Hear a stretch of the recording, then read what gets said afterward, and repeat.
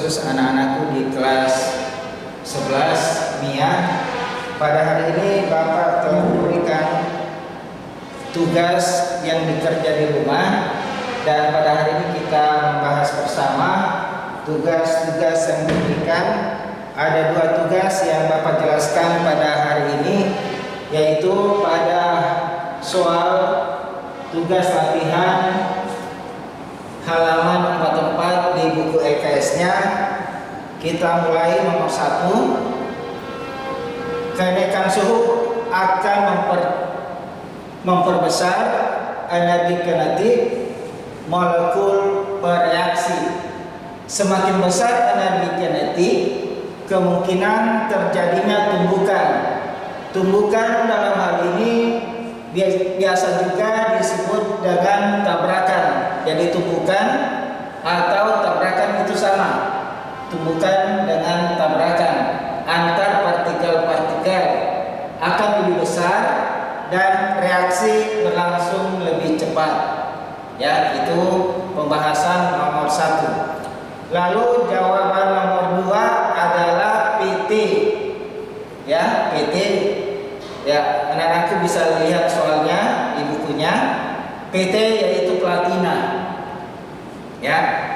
Nomor 3, semakin luas permukaan bidang sentuh zat padat, semakin banyak molekul atom atau ion yang bertabrakan atau bertumbukan, sehingga laju reaksi semakin cepat.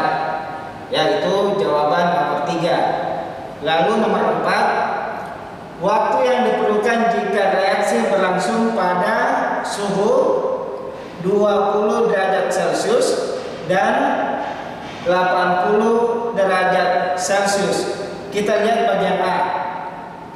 Rumus yang dipakai ini ada VT sama dengan N kali T kurang TO dibagi dengan delta T kali VO.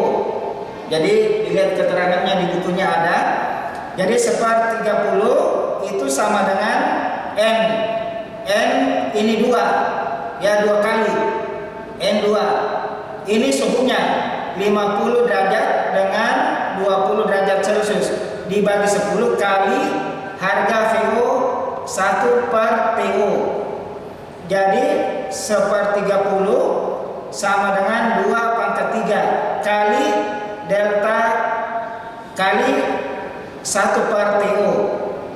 Jadi didapatkan 1 per 240 itu sama dengan 1 per TO. Didapatkan 240 detik harga dari TO. Ya, itu bagian A. Ya, dengan suhu 20 derajat Celcius. Sedangkan bagian B, coba dilihat. Ini pakai rumus lagi. VT sama dengan N kali T kecil kurang TO dibagi dengan delta T kali VO-nya. Ya, itu sama 1 per T dibagi dengan sama dengan N-nya 2, T 80, TO-nya 50 per delta T 10 ya kali VO. Ya. Diturunkan 1 per T itu sama dengan 2 pangkat 3 kali seper 30. Jadi hasilnya sama dengan 8. Ya, 8 2 pangkat 3. 8 per 30. Ya. Jadi hasilnya sama dengan 3,75 detik. Harga dari T-nya. Ya. Itu didapatkan 3,75 detik. Ya. Lalu nomor 5, diketahui delta T-nya 10 derajat Celcius, T 70 derajat Celcius, TO-nya 30 derajat Celcius. Dimasukkan ke dalam rumus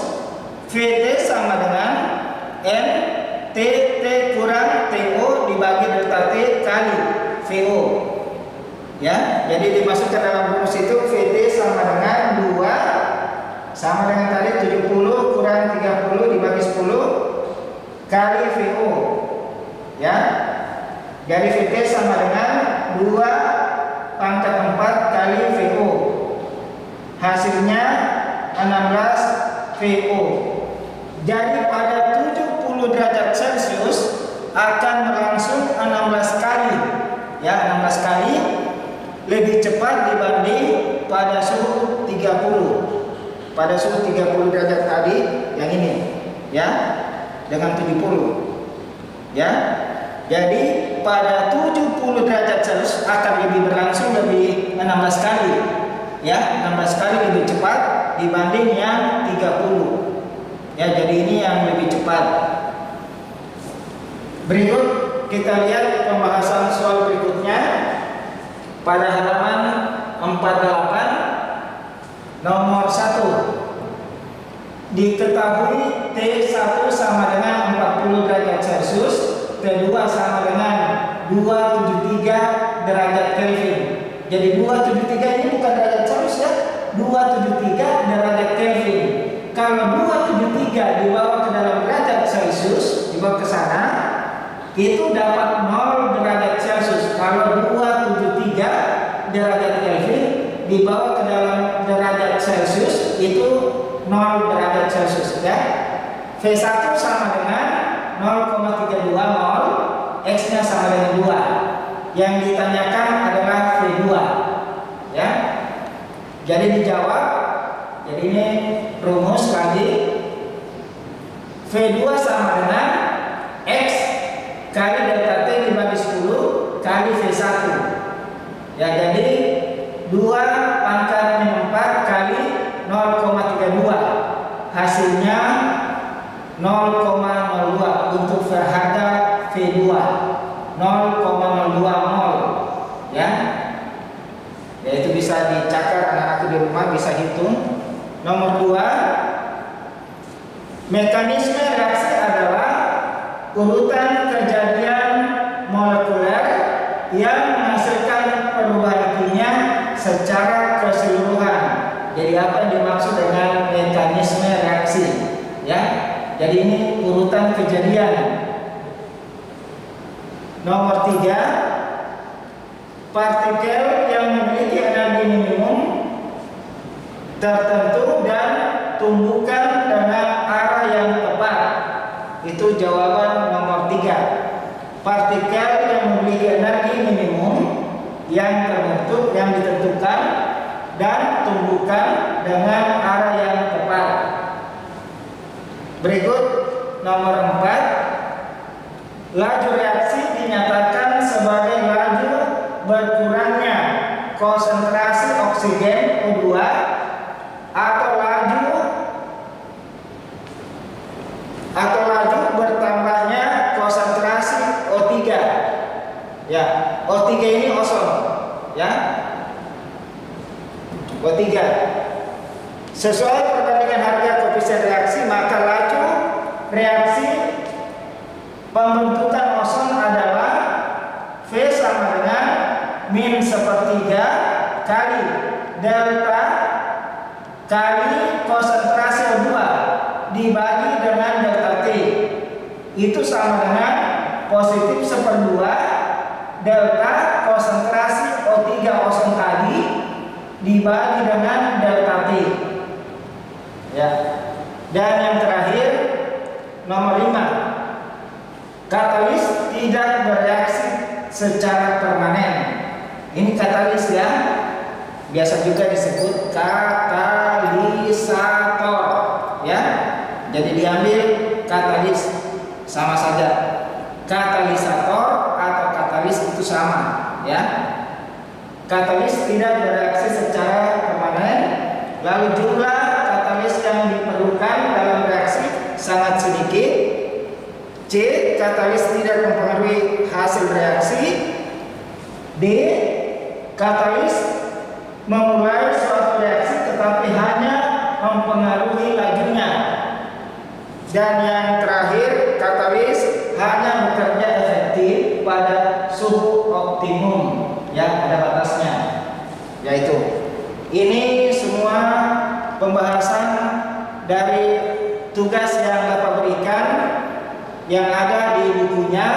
Mudah-mudahan anak-anakku melihat pembahasan soal di halaman 44 maupun di halaman 48 bisa melihat mempelajari lebih baik lagi, lebih seksama lagi, sehingga jawaban-jawaban yang diberikan sudah benar dan dapat dicerna dengan baik. Dan pada hari ini Bapak berikan materi bab terakhir, yaitu bab 4, ya, yaitu adalah masuk ke dalam kesetimbangan kimia. Kesetimbangan bab 4, kesetimbangan kimia. Jadi anak-anakku bisa lebih banyak membaca materi pada bab 4, yaitu kesetimbangan kimia. Ya, mudah-mudahan anak-anakku bisa melihat materi yang ada pada bab 4 ini dibaca baik-baik, dipelajari baik-baik, sehingga anak-anak bisa juga mengerjakan soal-soal yang diberikan di dalam materi kesetimbangan kimia. Bapak ada berikan tugas,